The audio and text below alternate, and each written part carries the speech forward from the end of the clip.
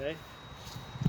Alright, as promised, this is the follow-up from my previous video about these bi-mass or dual mass flywheels. So this is the old components taken off the car.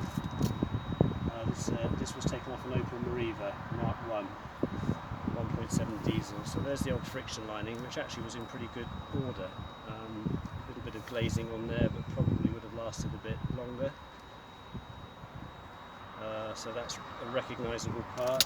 There's the pressure plate, a bit glazed here, but spring place as well.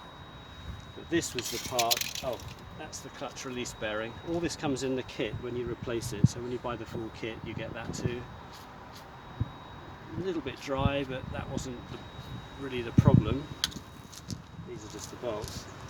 This is the culprit, this piece. And can you see how much play there is in there? Now that shouldn't be like that. That should be quite tight, and the springs should be holding that and transferring the movement from this part to the flywheel. And that's all moving around. If we can have a close-up in here, all that movement there and all that slack was what was causing the rattling that I initially thought was the gearbox, but it wasn't the gearbox, it was this component. So that had to be all taken out and replaced.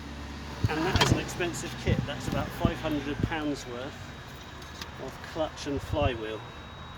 So yes, these dual mass flywheel clutch assemblies do work well. They engage the clutch nicely, but when they go wrong, that is an expensive job. Anyway, that's going to go into the recycling bin now. So if you'd like to see it go, you can watch me lift it over the fence into the skip. 1, 2, 3.